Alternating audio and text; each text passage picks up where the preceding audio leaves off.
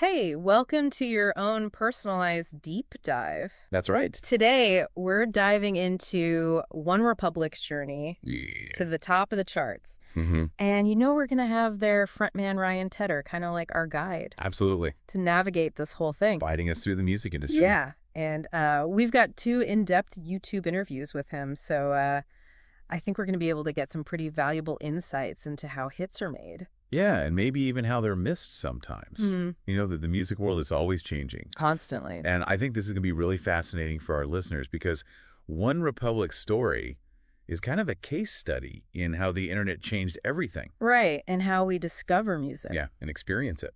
So let's unpack this. OneRepublic started back in 2002. A while ago. A while ago. Yeah. And they were so close to just giving up multiple times. Yeah. They even got dropped by their label right before Coachella. Oh, wow. That's gotta be brutal. Talk about a blow to your confidence. Right. It's just... It's tough. It's crazy. Wild to think about their early days, too. Like, as a rock band, right? Like alternative rock. Yeah. They were like on the verge of making it big, and then Apologize just came out of nowhere and completely changed everything. Shifted their whole trajectory. It's so wild, too, because imagine you're like a musician back in 2007, and someone tells you you're too big for a rock station. Too big. Too big. That doesn't even make sense. So KROQ, this huge LA rock station, their program director actually told OneRepublic they couldn't play their music anymore. Why? Because they had become a top 40 band. Oh, wow. Isn't that crazy? Yeah. So it's like the rules of the game were changing like so rapidly. And that's where the internet just comes and shakes everything up. Oh, yeah. Remember MySpace? Yeah. OneRepublic was one of the first bands to experience like true internet fame on that platform. I feel like they were one of the first bands I knew about because of MySpace. Right. And they were like the #1 unsigned band in the world. Wow. Before they got signed. That's impressive. Largely because of like Apologize and Stop and Stare. Those were huge on MySpace. Huge. And Tedder was smart. He understood the power of the internet early on. Yeah. Like he got dropped twice, remember? Yeah. Before he turned to MySpace. And it was like his last ditch effort. Really? To get his music out there. Wow. So it was MySpace that connected him with Timbaland, too. Yeah, that's how Timbaland, the legendary producer, discovered them. That's amazing. Yeah, isn't that cool? But it makes you wonder, would OneRepublic have achieved that same global success without Timbaland's remix of Apologize? That's the question. Right. Like, it's hard to say for sure. It's impossible to know, really. But that remix, it definitely launched them into the stratosphere. Oh, without a doubt. It took them international. And Timbaland had actually worked with Tedder before that. Yeah, I didn't know that. Yeah. But what's crazy is Timbaland refused to take any royalties for that remix. What? Yeah, he was like, you need this more than I do. That's amazing. Right. Talk about being generous. And believing in someone's talent. Absolutely, especially in the music industry, which is so competitive. So competitive. That kind of mentorship is priceless. Okay, so let's talk about Apologize itself. Did you know that Tedder wrote that song 4 years before it was actually released? No way, really? Yeah. It's wild. So it's like this song was just like simmering. Waiting for its moment? Yeah, for years. Oh, it's crazy, right? Yeah. It really shows that sometimes patience is key. Yeah. And the song, it came from heartbreak, right? Ugly. Yeah. Heartbreak and what else? And the feeling of being stuck. Oh, I see. Like stuck in his hometown. Yeah. Just wanting to break free. And I don't know if you know this, but he actually uploaded the original demo. No way. To YouTube. Really? Yeah, it was recorded on a Korg Triton. Oh, cool. Yeah, so you can hear the raw beginnings of that song. I love that. It's amazing, right? I gotta check that out. It's so cool to see a song's evolution from the demo to the final product. Yeah, and what's interesting is that the arrangement of Apologize stayed almost the same from the demo to the final version. Really? Yeah, it was the production that elevated it. Oh, wow. Greg Wells, he produced it, and he just brought it to a whole other level. Gave it that polish. Exactly. So sometimes those subtle production choices make all the difference. Make a huge difference. Right, but even with Apologize's massive success, Tedder said that if it had been their only hit, he would have broken up the band. Oh, wow. He didn't want to be a one-hit wonder. He didn't want to be known just for that remix. Right. I mean, that's a powerful statement, don't you think? Yeah, it really shows his artistic integrity. It does. And his vision. For OneRepublic, it's like he had bigger plans. Luckily, Stop and Stare came along. Yeah. Saved the day. It's Stop and Stare. Such a good song. It was such a crucial turning point for them because it still had their like original rock sound, but it also had those relatable lyrics about being stuck. That resonated with so many people. Oh, huge. And from there, it seems like the hits just kept on coming. Yeah, not just for OneRepublic either. No, for Tedder himself. He became this like sought-after songwriter and producer, working with everyone. Beyonce, Adele, Leona Lewis, Ed Sheeran. the list goes on. It's like he's got this magical ability to tap into emotions and create these anthems. And he can adapt to any genre, but still maintain his signature sound. It's incredible. And he's not slowing down either. Like, he's always evolving. Right. He recently formed what he calls a coalition with other top producers like Tommy Brown. A coalition? What is that? Yeah, it's basically like a think tank. Oh, interesting. Of hit makers. They're sharing ideas, fostering new talent, and trying to stay ahead of the curve. It's like a powerhouse of creativity. It is. So smart. It's brilliant. So how's he staying ahead of the curve with, like, TikTok and everything? That's a great question. It's a whole different world now. Oh, yeah. Than it was with MySpace. It's a whole different beast. Right. Yeah.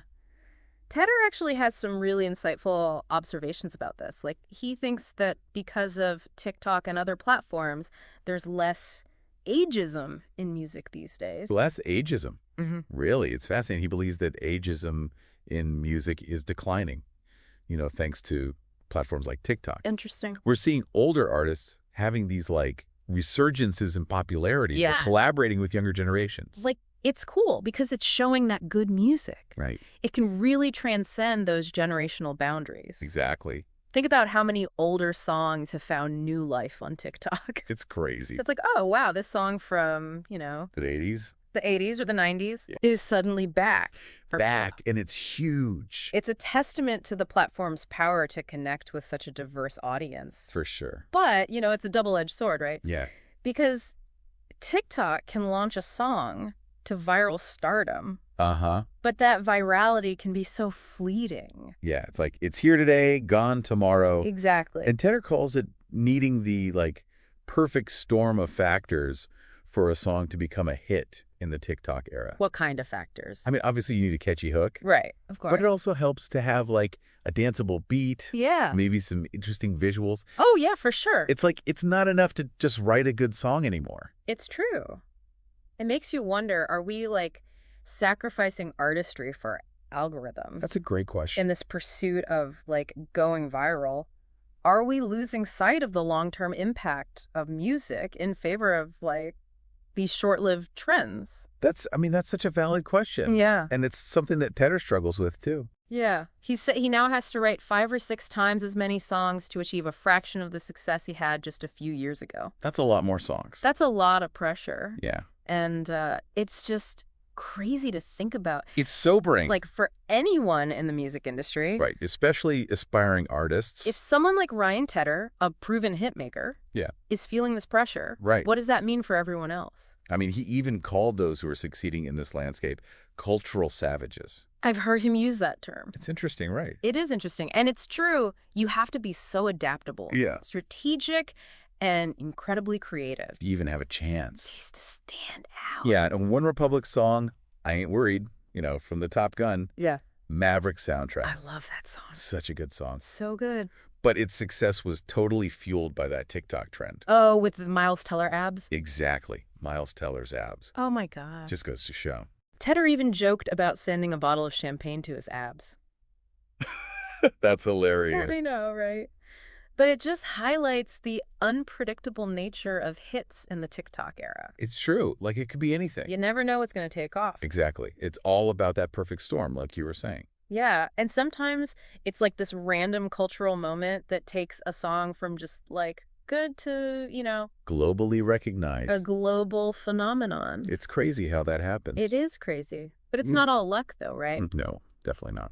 Tedder really emphasizes that you need to understand cultural trends. Yeah. And, like, have the business savvy to capitalize on them. You gotta be smart about it. You do, and remember, he's not just a musician. Right. He's an entrepreneur. A businessman. Yeah, and he's strategic about his approach to the music industry. So that's where his coalition with those other producers comes in. Yeah. It's not just sharing ideas and resources. Mm-hmm. It's also about creating a support system in an industry that's so demanding. Oh, it's brutal. He's been open about his struggles with burnout, too. Has he really? Yeah, he's even said he's questioned if he wanted to continue songwriting at all. Wow.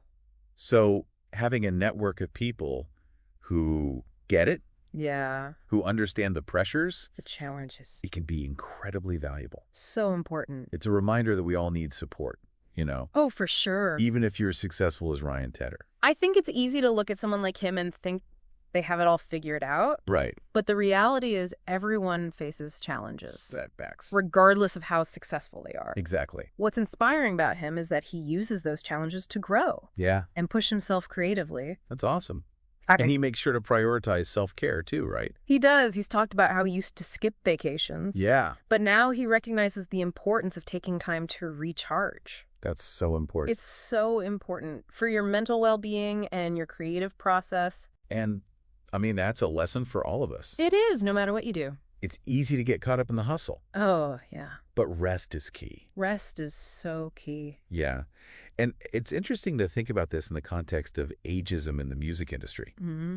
You know, he's optimistic it's declining, Uh-huh. but it's still a real thing. It is. There's still that focus on, you know, the next big thing. Yeah. The young up-and-comers. The young artist. And sometimes we forget about the experience and wisdom. Of the people who have been around for a while. Yeah. But Tedder's career really shows that age is just a number. Right. He's always reinventing himself, Yeah. collaborating with artists from different generations. He's proving that you can stay relevant and innovative no matter how long you've been in the industry. It's awesome. He's an inspiration. Yeah. For anyone who wants to build a lasting career in a creative field. He's a great example of aging gracefully in the music world. He's still got that passion and drive. Mm-hmm. He's always adapting to the changes. Yeah. But with all his success, he's still grounded. Yes. He really loves music. Remember how we talked about hearing one of his songs playing in the middle of nowhere? Yeah. And how rewarding that is? To know that his music's connecting with people. Yeah, like even with just one stranger, it's like that's the best feeling. It's a great reminder that music has this power to transcend boundaries, to bring people together. It's like a universal language. That speaks to the human experience. So as we continue this deep dive into OneRepublic and Ryan Tedder, what are your biggest takeaways so far? Yeah, what resonates with you the most? Like what kind of music are you drawn to? And what are you hoping to get out of this? It's really important to personalize this experience.